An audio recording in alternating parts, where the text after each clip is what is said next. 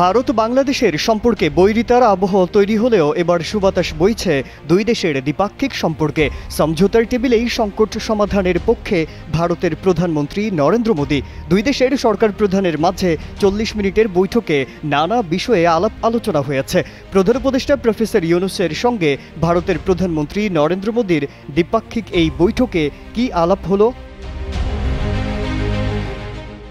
বুধবার ব্যাংককে বিমস্টেক সম্মেলনের পার্শ্ব বৈঠক অনুষ্ঠিত হয়। ভারতের পররাষ্ট্র মন্ত্রণালয়ের এক প্রেস বিজ্ঞপ্তিতে এ তথ্য নিশ্চিত করা হয়েছে। ওয়ালটন আবারও মিলিনিয়ার অফারে ওয়ালটন ফ্রিজ কিনে আপনিও হয়ে যেতে পারেন মিলিয়নিয়ার। মিলিনিয়ার ছড়াছড়ি দেশ জুড়ে, এটা শুধু ওয়ালটনই পারে।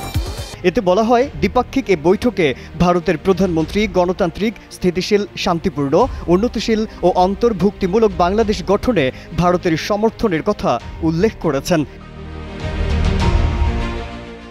দ্বিপাক্ষিক সম্পর্কের প্রতি ভারত সরকারের জনগণকেন্দ্রিক দৃষ্টিভঙ্গির কথা উল্লেখ করে নরেন্দ্র মোদী বলেন, দুই দেশের মধ্যে সহযোগিতা জনগণের জন্য বাস্তবসম্মত সুফল বয়ে এনেছে।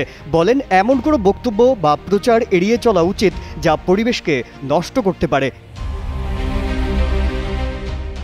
একই সঙ্গে সীমান্ত সুরক্ষার বিষয়ে জোর দিয়ে তিনি বলেন, আইন কঠোরভাবে প্রয়োগ করা এবং বিশেষ করে রাতের বেলায় অবৈধ অনুপ্রবেশ প্রতিরোধ করা জরুরি। দ্বিপাক্ষিক সংলাপের মাধ্যমে প্রয়োজনীয় বিষয়গুলো পর্যালোচনা ও সম্পর্ক উন্নয়নের জন্য বিদ্যমান প্রক্রিয়া সক্রিয় রাখা যেতে পারে।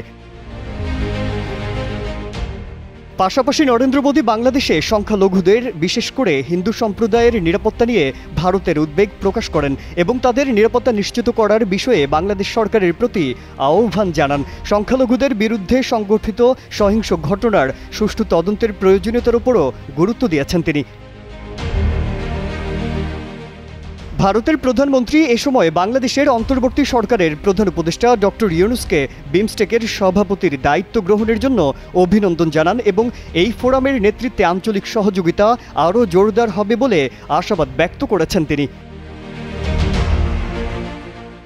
উভয় নেতা এ সময় বিমস্টেক কাঠামোর আওতায় আঞ্চলিক সংহতি বৃদ্ধির জন্য পরামর্শ ও সহযোগিতা আরও জোরদার করার বিষয়ে সম্মত হয়েছেন।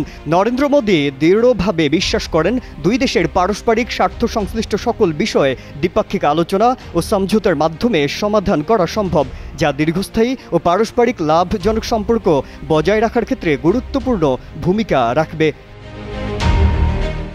মাজহারুল আলম, কালের কণ্ঠ।